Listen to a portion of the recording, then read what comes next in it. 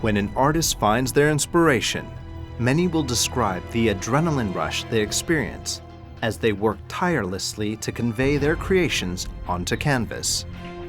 And when their work happens to be a commentary on an inflammatory chapter in their country's history, it often seems that there is never enough time on their side. Sculptor-artist Dr. Sarath Chandrajiwa works with a speed and passion that would test the stamina of someone half his age. Like many of his fellow countrymen, this 50-year-old Sri Lankan has witnessed the ravages of the civil war that held the country hostage for over 30 years. All these portraits are all in 20 years' time. So I did a project in 1990 for doing portraits in our country. The concept behind that, the project, was in 1988.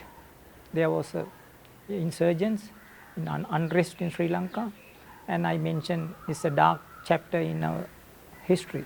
Living overseas and working towards his postgraduate doctorate, Sarath felt a compelling need to return to Sri Lanka during the height of the Troubles. He arrived only to find himself utterly helpless to do anything about the situation. In his frustration, he let his art find expression. So killed everywhere, youngsters and people here. And at that time I was in London. I came in 1998. I was very upset for the situation. And same period I heard a lot of youngsters' head cut and displayed around the University of Peradeniya. And I have seen myself 3 heads in the poles in the junction of in the way of my home. So I was shocked.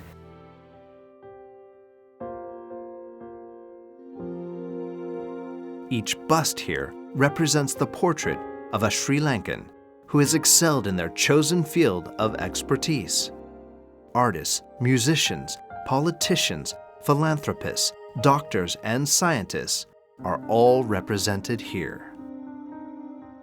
I did the portrait of, in my time, the icons in this country, actresses, scientists, doctors, and eminent people in this country. I took one side in Sir Arthur C. Clarke. He is thinking about 3,000 years. And I did a project in 100 impressions on bronze. It wasn't just the incredible likeness of his sculptures that caught the public's imagination, but Sarath's incredible speed while immortalizing each of his subjects. And it was one of his most famous sitters who christened Sarath with the nickname of Human Photocopy Machine. One of my friends, he arranged to meet Sir Arthur C. Clarke, and I started this portrait and I finished it within 1 hour. I think one of the best work of the series. And also he observed this and he mentioned, you are like human photocopy machine.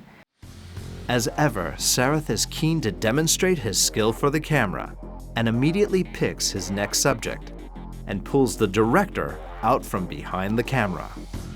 I can read through your forms, features, minds, and I'm trying to transmit into 3-dimensional medium very fast, because I think the art is not coming from my fingertips, it's coming from my mind. With a fresh supply of clay and his tools at the ready, the magic begins. Chandrajiwa gained his master's degree from the State Institute of Academic Art in Moscow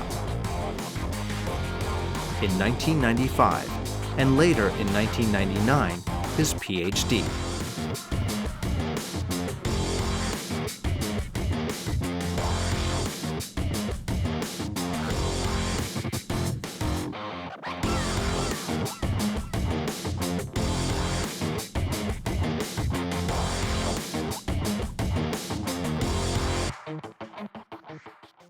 But it's not only sculpture that Sarath uses to convey his art. still disturbed by the continuing hostilities of the country's civil war, and still feeling as helpless as ever about his inability to do anything about it, Sarath created his Fed Up Intellectual series of paintings. So finally, I found I am fed up man in this country because I can't do anything for war. I can talk, I can write, I can paint, but pointless everything. All decided in man carrying guns. After over 30 years of civil unrest, the war in Sri Lanka was finally resolved in 2009. But there was obvious fallout from all those years of conflict. People were now looking to rebuild and repair the damage done to lives and infrastructure. One of the deadliest incidents during those years was the 1996 bombing of the central bank in the city's busy business district.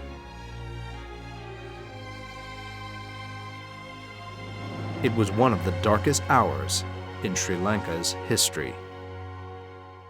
Because of 1996 bomb blast in front of the central bank of the Colombo.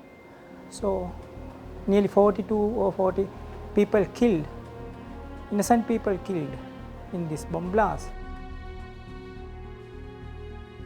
15 years later, as a commemoration of the tragedy, Sarath has been commissioned by the bank to create a fitting memorial. His sculpture depicts a human figure emerging from the ashes of destruction. So this is a concept of a phoenix. So man arising from the fire and ash. Actually, I gave a very abstract form for this, but with the compromising of the central bank governors, finally we came into the figurative sculpture. This will be going to bronze, and this is a man. I will going to do this in the burn man, but showing the burn lower part of the body, and upper part of the body I will going to be a very fine and a very divine mood. Sarath's work seems to have come full circle, from the initial creative uncertainties that fueled his early work to the optimism of his recent creations, giving shape and form to what many hope will be a brighter future for Sri Lanka. If the war is over, but people in unrest, in the northern, especially in the northern part of the Sri Lanka, because I think if they are happy living or free living, we are also happy and free. We can say we are living in a happy and free society. But the day is far from done for Sarath. In the country where he feels he truly belongs, this driven artist feels there is much more to be said about the reconciliation and repair that Sri Lanka must still go through. I found people can understand what I am saying, so they appreciate and they really understand the feeling behind the paintings and the sculptures, and they appreciate and they can read my mentality and my works. My roots are in Sri Lanka. I have to come and work here because I think when I am here I am more strong. With his eyes fixed firmly on the future, Dr. Sarath Chandrajiwa's mission to educate and enlighten is far from over.